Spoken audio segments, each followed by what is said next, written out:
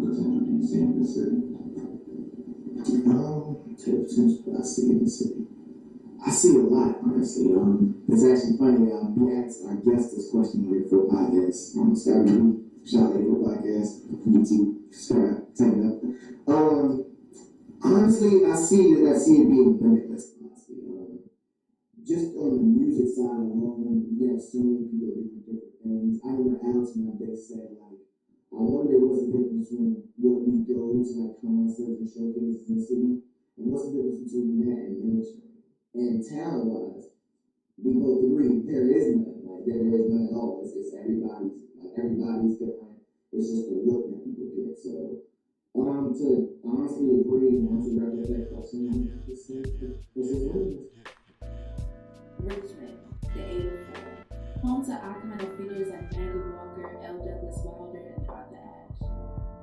A small company of two men who have come on the scene to show the world their talents in directing and acting came together and started what is now known to be J1 Radio. Of course, everyone these days are starting a podcast, but the guys knew this one would be different.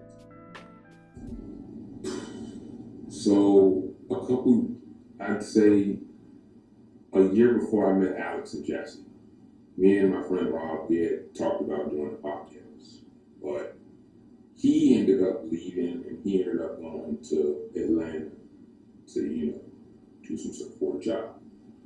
So, and a podcast is something that I always wanted to do, but I never wanted to do one by myself. So I came to Jesse and Alex with this idea of a podcast and, what it could potentially be about. So, I was like, yo, we can do this, we can do that, this could possibly be what happens. I was down because, like, me and Jesse, we know how big this business, and Nick too, we know how big this business can get. So, like, we know, like, we can have a whole bunch of things under our belt. So, like, the podcast, I was down for it. I was like, that's dope. And I also shout out to Francis, because it was Francis and Nick that mentioned, like, podcasts. So, yeah. Before the trio could do the real thing, they had to sharpen their skills first. First practice episode, obviously, if you want to go back, that was CC's Pizza. And it was CC's Pizza, I'm not going to be wrong, but it was CC's Pizza 10 minutes to close it. So that's how I remember. Niggas was literally stacking the chairs up, and the kids was doing the last bit of games, and the damn witness was looking at us like this. First off, I think it was Jesse. I'm not going to lie. The practice episode, I was cool with it, but the location had to be the worst fucking location I've ever seen. Just keep it a buck. We were at a CC's Pizza, and it's not like, it's a thing. It's not like the CC's was, it was nobody in it.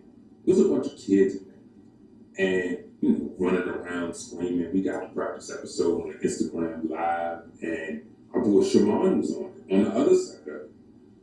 And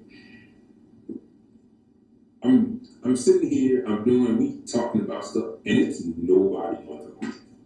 We're basically just talking to ourselves at this point. And to see where we are now and to go back and look at that, out of all the episodes I've done, I never cringed so hard at that. Luckily, it's not recorded, so nobody can see it. It's probably on the CC's camera somewhere. So, I'm just saying. Okay. Honestly, I forget. I remember when we were sitting in Panera Bread, because I used to be the meeting spot.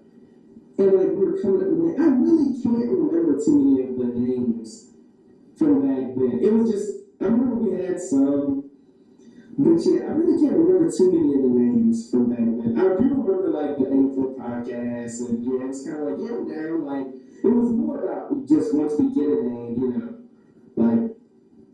let's just see what we do next. So yeah, I wasn't really too worried about the name. We just didn't want it to sound like too bad or too corny or whatever. So yeah, I think the way things happened and the way the name came about the A4 Podcast, I think it was a perfect choice. I think it was really good. The guys may have a little better answer. I don't remember.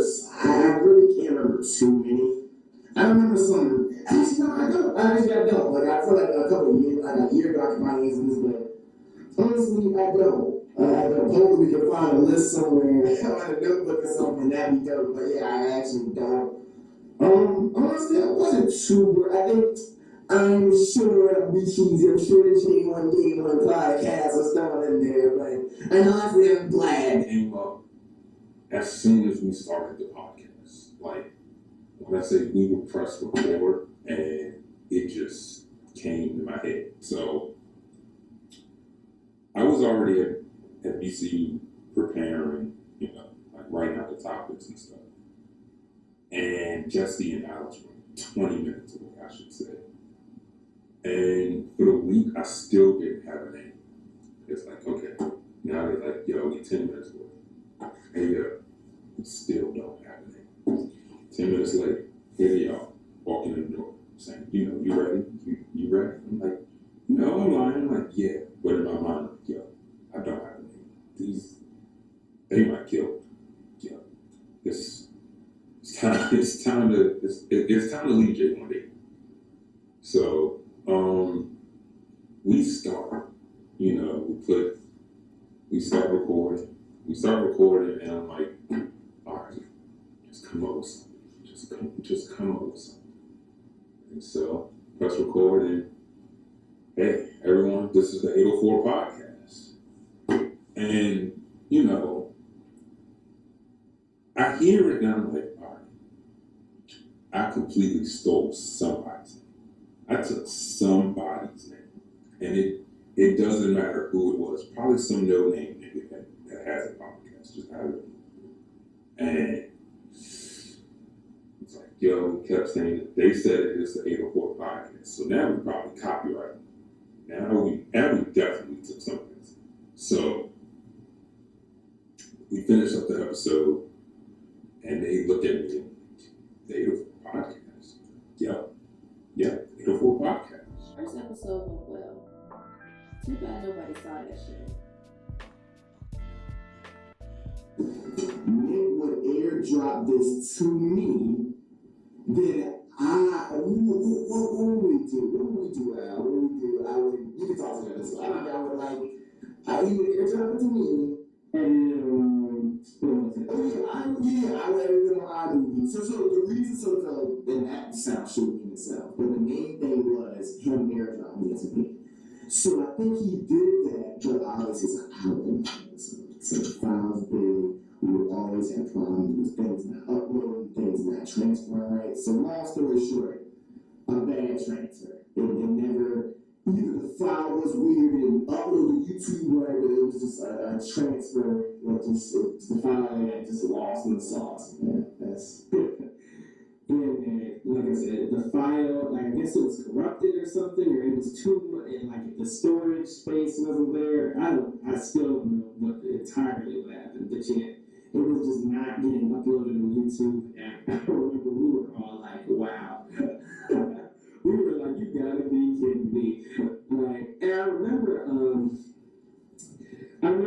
afterwards, it's like, all right, we're doing it next week again. Hopefully it just comes natural. That's what I was hoping for, the next week. I was like, hopefully, our first episode comes natural, the real for the lost episode did. But yeah, everything was cool. It worked out. But yeah, it was just funny.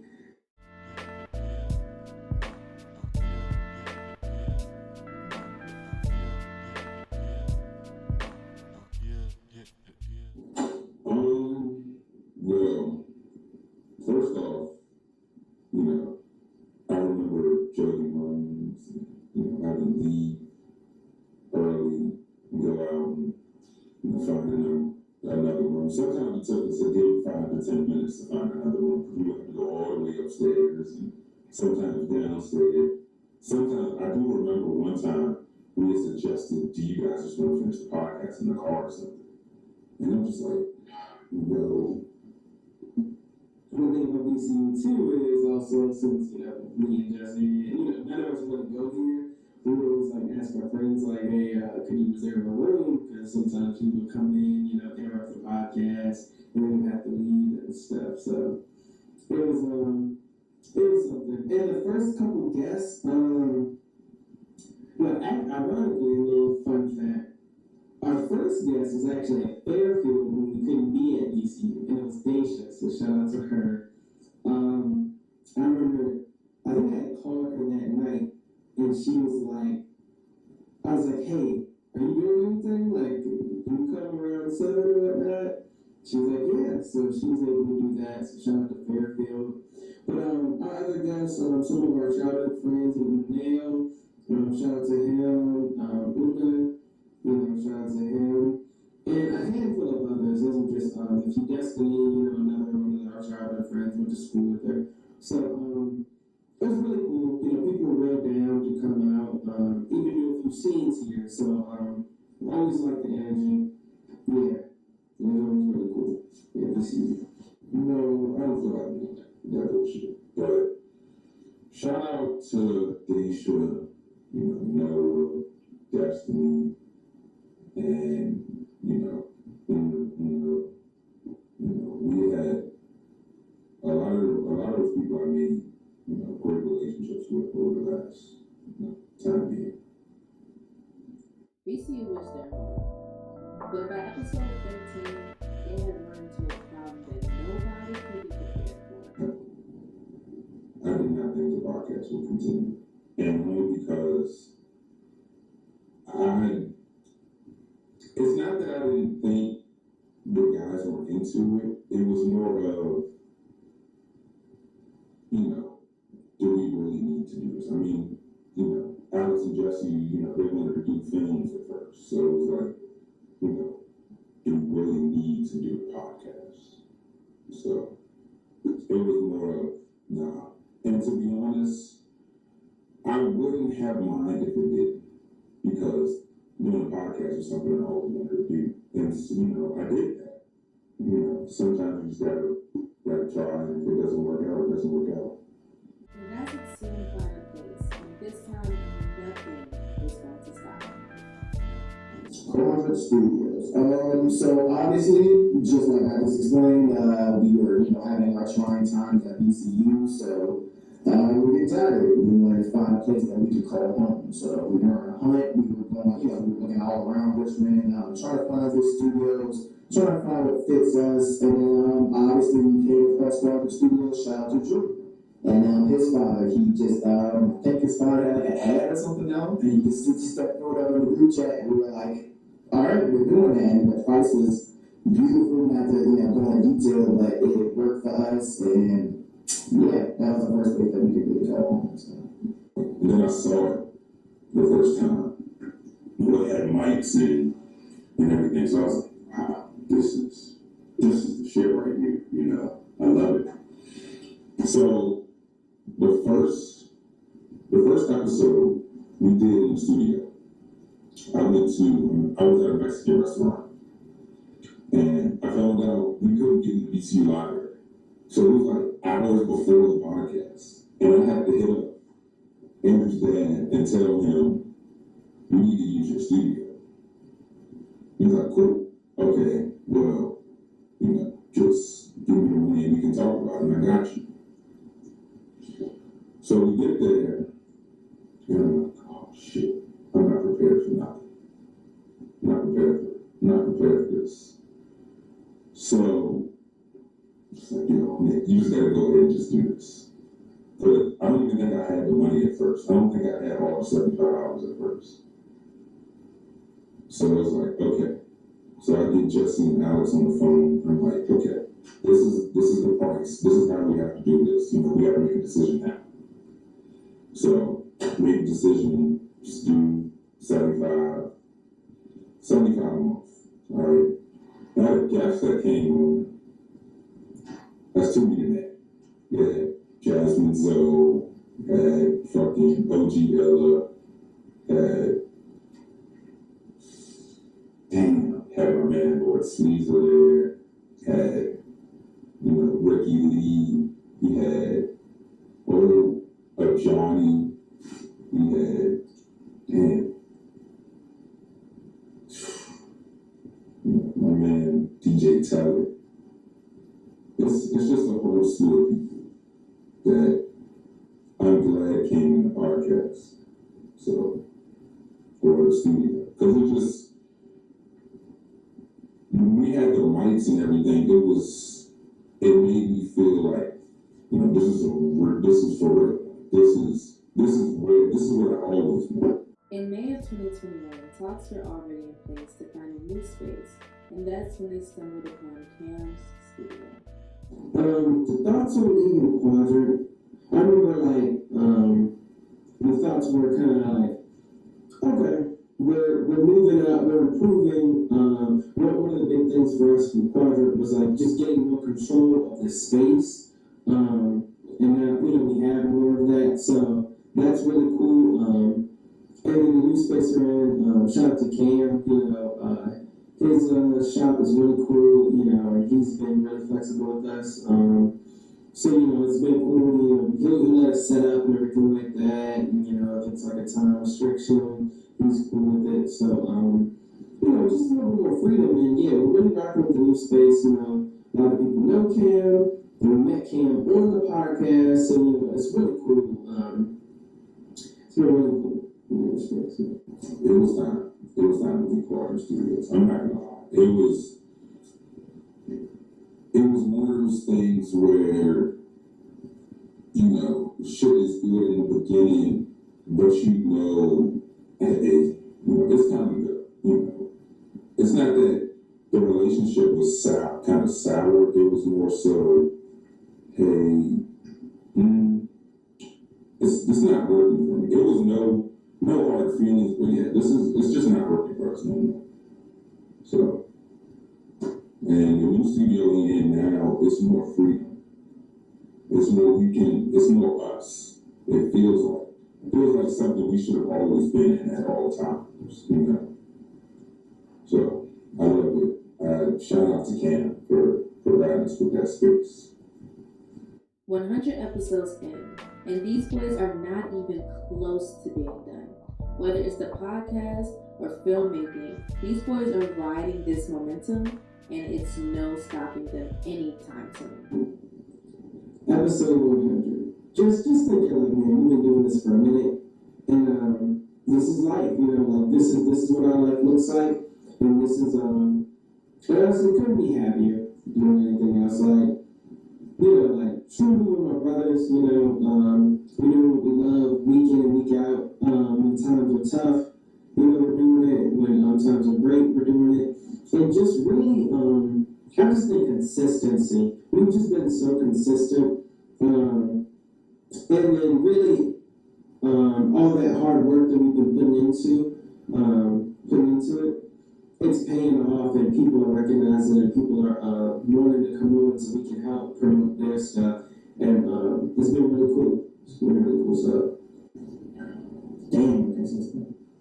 Damn, you keep going. And that was sort of, I think podcasts are very popular nowadays. So when you go on YouTube, there's probably a lot of podcasts that are past 100. There's probably podcasts that, thousands or 250, but it's different when you're doing it, and it's different when you're doing it every week, and you actually are producing it. It's very, and it's funny, I was thinking about it the other day, this means that we ran through weekend, we went through holiday weeks, some weeks. And I didn't even think about it. And we weren't considerably 100 weeks, and honestly, I do not remember us missing a week. I've seen us maybe move a time or move a day, we don't budge on that podcast thing. It's a lot of stuff, being 23, 24 years old. So a lot of stuff outside that could easily get in there, but somehow, some way, kept that Tuesday and they come out every week, come back constant. So just consistent, we keep going. Wow. It's not even. I don't even know what to say about it, because it's when we got to episode 10, I was kind of happy. Then we get to episode 20, 30, and then 40, and then we got to episode 50. And I was like, yo, we gotta celebrate this. Because, you know, I've always said to people who want to start podcasts, if you don't be consistent, it won't work out. So I always say, you know, just keep doing it at some point. So with episode 100, man, that's, for me, it's undescribable. I'm not gonna lie. I never get to that.